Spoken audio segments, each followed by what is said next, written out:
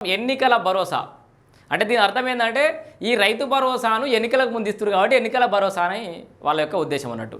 So ఏది ఏమైనా వాళ్ళది కూడా రాజకీయ పార్టీ సన్నాసులు పడడం కాదు. కేసీఆర్ చెప్పినట్టుగా మొత్తంగా రాజకీయాలు చేస్తూనే ఉన్నారు.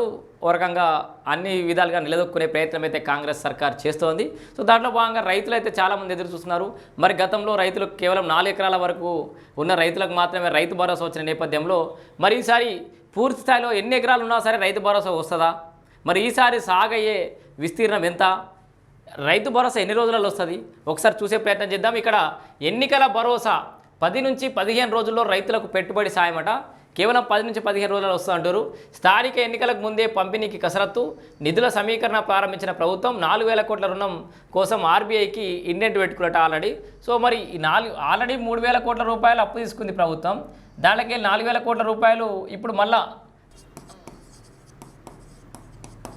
అంటే దాదాపు ఒక 0 నుంచి 4 ఎకరాలు ఉన్న వాళ్ళు అన్నట్టు. ఇక ఆల్రెడీ కాంగ్రెస్ సర్కార్ వీళ్ళను ఆ రకంగా నిర్ణయించినట్లే చెప్పుకోవచ్చు. ఎందుకంటే గతంలో దాదాపు 4 ఎకరాల వరకే పడ్డాయి. ఇక పడనల విషయం వేరే, అక్కడక్కడ ఏదైనా టెక్నికల్ ఇష్యూస్ ఉండే రకరకాల కారణాలు ఉండే వచ్చినాయి రాలేదు వేరే విషయం. ఓవరాల్గా క్యుములేటివ్గా 4 ఎకరాల వరకు అయితే రైతు భరోసా గతంలో ఇచ్చింది సర్కార్. దాంట్లో చిన్న రైతులకు దాదాపు ఎంత 6,000 నుంచి 7,000 ఎకరాలు, 6 నుంచి 7,000 కోట్లు.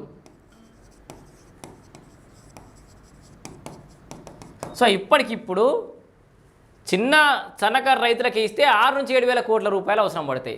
సో వీళ్ళు ఈసారి అందరికి ఇస్తారా అని చెప్పేసి పెద్ద ఊహాగానాలు పడుతున్నాయి. కాకపోతే వాళ్ళు తెచ్చుతున్నటువంటి అప్పులు లెక్కన చూసుకుంటే అయితే కనుక గిదే 6 నుంచి 7,000 కోట్లు మాత్రమే జమ చేసే అవకాశం ఉంది. ఆ నిధులు సమీకరించి గదే 4 ఎకరాలకైతే ఇచ్చే అవకాశం అయితే ఉంది. మొత్తంగా రైతు భరోసా అయితే 4 ఎకరాల వరకు అయితే పడే అవకాశం ఉంది. సో ప్రభుత్వం భావిస్తోంది చిన్న సన్నకారు రైతులకు మేలు చేస్తే సరిపోతుంది. సో 4 ఎకరాల వరకు భూమి ఉన్నోళ్ళే దాదాపు ఎంత 57 లక్షల మంది రైతులు ఉన్నారు. కేవలం 0 నుంచి 4 ఎకరాలు ఉన్నోళ్ళు 84 లక్షల ఎకరాల వరకు మనం రైతు భరోసా ఇవ్వచ్చు 4 ఎకరాల వరకే ఇస్తే.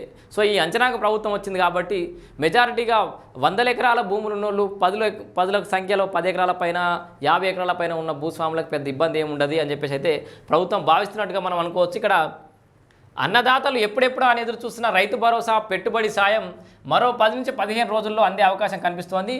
జూలై నెలలో స్థానిక సంస్థల ఎన్నికలు నిర్వహించేందుకు సిద్ధమవుతున్న రాష్ట్ర ప్రభుత్వం ఆలోపే రైతు భరోసా పంపిణీని పూర్తి చేయాలని భావిస్తుంది. సో ఎందుకంటే జూలైలో స్థానిక సంస్థల ఎన్నికలు ఉంటాయని చెప్పేసి నిన్ననే సీతక్క కూడా ప్రకటించిన నేపథ్యంలో సిద్ధంగా ఉండరని చెప్పిన నేపథ్యంలో ఇక స్థానిక సంస్థల ఎన్నికలు వచ్చే లోపలనే రైతు భరోసాను అయితే ఇవ్వాలి. ఎందుకంటే ఊర్లకు పోయి ఓట్లు అడగాలంటే రైతులే ఉంటారు.